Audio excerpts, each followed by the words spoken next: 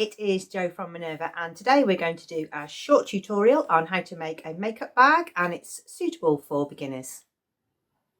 Little makeup bags are great for lots of different projects, so you can use them for makeup, you can use them for storing your IT tech, your mouse and cables and things, headphones, I keep one for that. You can also use them for organising your craft supplies. Making a zip pouch or a zipper bag is a great way to learn how to put in your first zip without the worry of thinking about the fit of a garment. And you can try a few different things out. You can try out your zipper foot, you can see how close to the teeth you can get, and you can also see if you can control the finished top stitching line. I'm making a makeup bag today with just some rectangles, so there isn't a pattern involved, but sometimes that's a good way to start. You can make more sophisticated ones with foam in and different shapes. This one's got a curved shape around the bottom, and I'll give you some more details about those sorts at the end of the video. Today I'm making my bag out of this Pretty Bee fabric. It's a Rose and Hubble print, it's a cotton poplin, and it's got a really nice smooth finish. I'm going to use this for the lining. I've got some cotton duck for the outside, which is a thick canvas. It's a Minerva core range fabric, so you'll be able to order it for a long period of time, and it comes in lots of different colours. I'm strengthening my makeup bag so it stands up on its own with a fusible fleece, and that's a type of really thin wadding with glue on the back, and that way the fabric won't collapse and you get a little bit of structure to your makeup bag. You can also use interfacing here, or you can also use a really thin foam that's slightly trickier to handle under your machine. The size of your bag will depend on the length of your zip. So you need your makeup bag width to be just a teeny bit wider than the width of your zip. You can make your bag as deep as you want, but here are the measurements in case you want to do this size. So this is the bag outer, here's the zip, and either end of the zip I have 3 centimetres from the zip stops. With your zip right side down, so that's with the zipper pull facing the right side of the fabric, line up your zip with the raw edge of the fabric, and then take the lining, and with the lining right side touching the right side of the bag, we're going to make a little sandwich matching the raw edges of the bag, the lining and the zip in between. You can use clips or pins and pin through all 3 layers.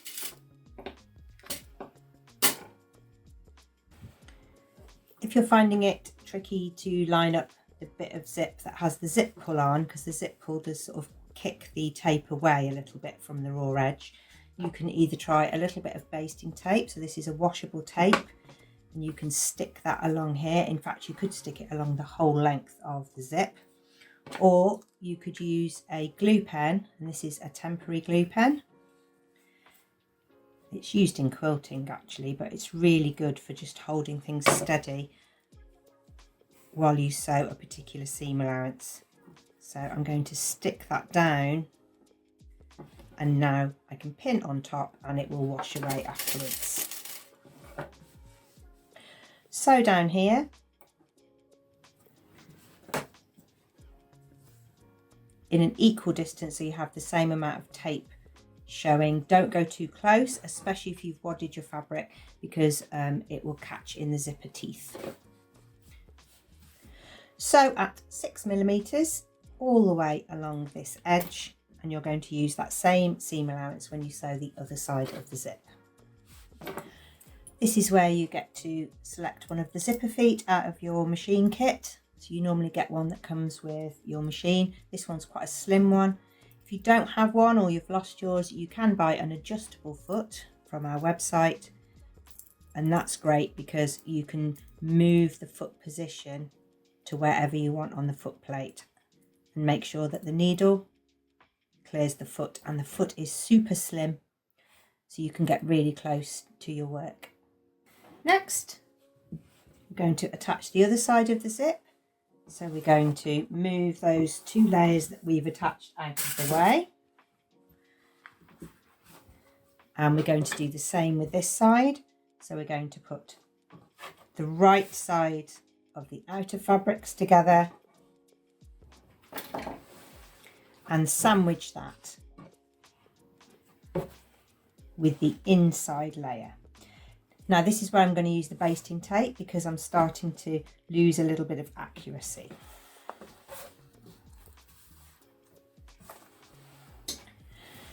This is how it works. It's great. I wish I'd used it a lot sooner when I first started sewing.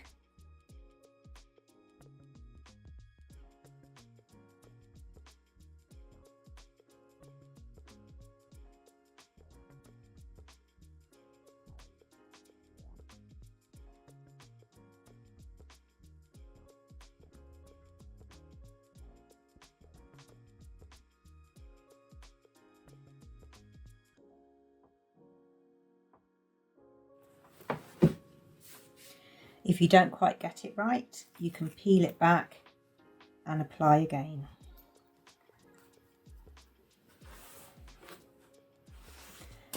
And now it's easy to pin because the zip is already held in place.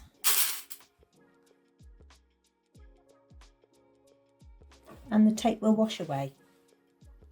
I'm going to do that same 6mm seam allowance. Right, so you should have right sides of lining, and on the other side the right sides of the outer with the zip separating them in the middle. You can top stitch now, which I do recommend if you've used a sort of padding, because that will keep the fabric away from the teeth.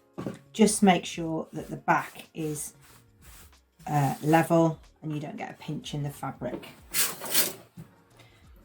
You can press this too, that also helps.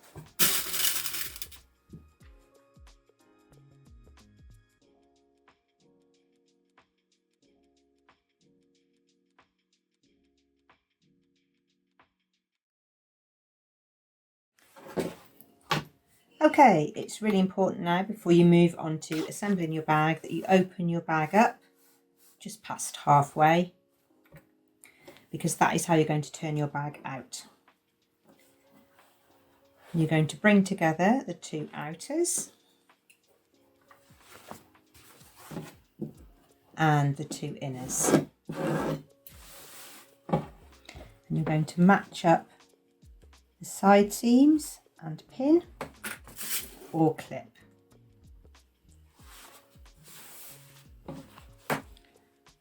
Just make sure that your zips are pointing in the same direction.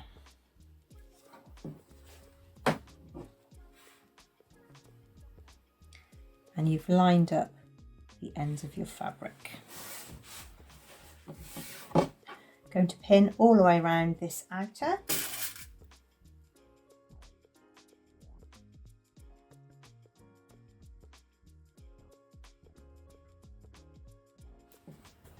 And now the lining, but this time we're going to leave a gap at the bottom, and the gap needs to be sort of big enough to get your hand through, because this is where you're going to turn the whole bag out.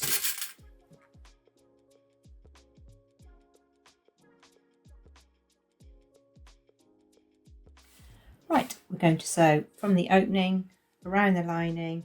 Careful here to be nice and neat, around the outer, again careful there, and back round to the opening. When I did my top stitching along the zip, I didn't sew right top stitch to the end. I just sewed to where the stops were on the zip, so I've got a little bit of fabric handling room at the bottom.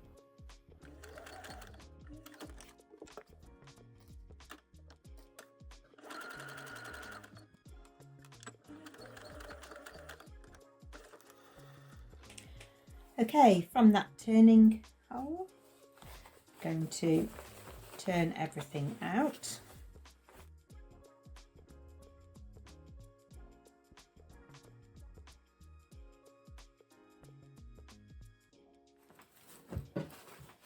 Put put your hand inside. Just get to those corners.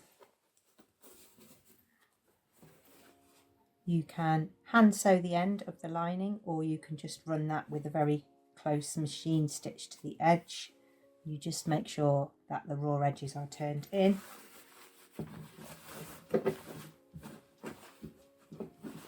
If you want a flat bag because you're stacking them, or you're having rows of them, or you want it to go in a particular pocket in your handbag, you can clip the corners and get those to point out really well.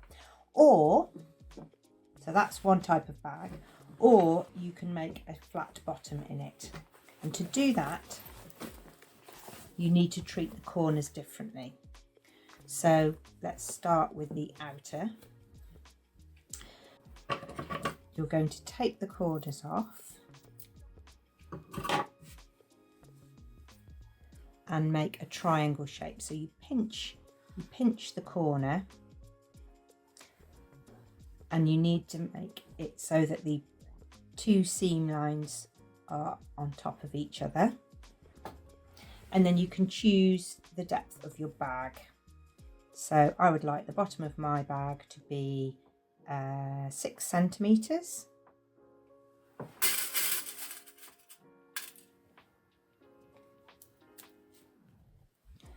So from here to the little red mark is 6 centimeters. And then I'm going to sew across there on every single corner.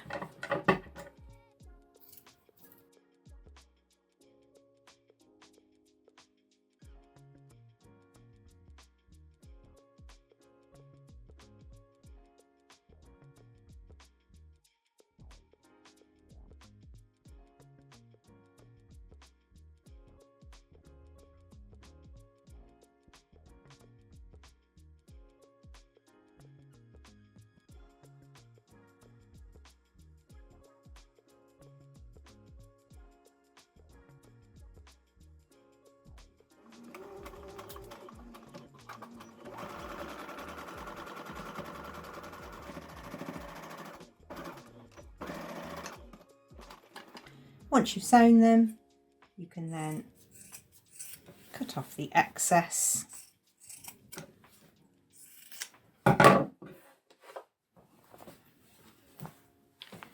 and turn your bag out like we did before.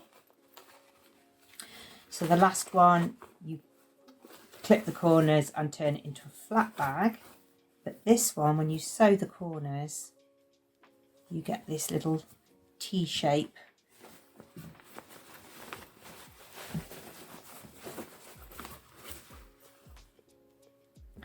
So now we have a bag that's boxed. You can add beads or a little tab on the zipper pull.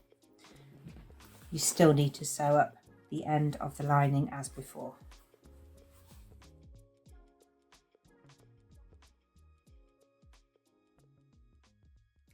Here it is finished. I've added a little fob to this one. This makes quite a good pincushion if you hang that from the zipper tab, and inside there is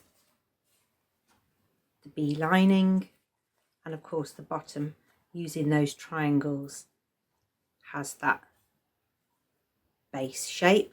It means it can completely stand up on its own. You can also use patchwork fabric. So these are lots of little pieces of fabric that I had left over, and I just kept joining them together in strips. And when I had a piece big enough, then I made a pencil case. This one is a flat one, so I've made this in a flat style, and I haven't done the corners on here because that fits exactly in the pocket in the front of my handbag. So in there I keep nail file, lipsol, tissues. That's my sort of emergency handbag pouch. You could try a decor zip. So these are the sort of lace edge zips, and this one's quite a flat pencil case because that one used to fit inside my school bag. Another one with little strips of fabric. Here I was experimenting with some free motion quilting, and this one I keep all my self-cover buttons and the little buttonhole maker. I hope you've enjoyed that today. I hope that gets you started on making a little project, maybe trying your first zip, or maybe making some gifts and presents for friends and family. You can change up the size of your bag, of course. Trying out is a really good way to find the size that you like. You can also try out a different style. This one is from a pattern. The pattern is Sally Tomato, and this one is called the Mason bag.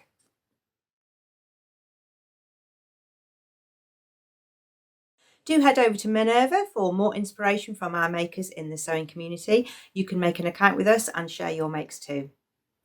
Thank you very much for watching. See you again soon.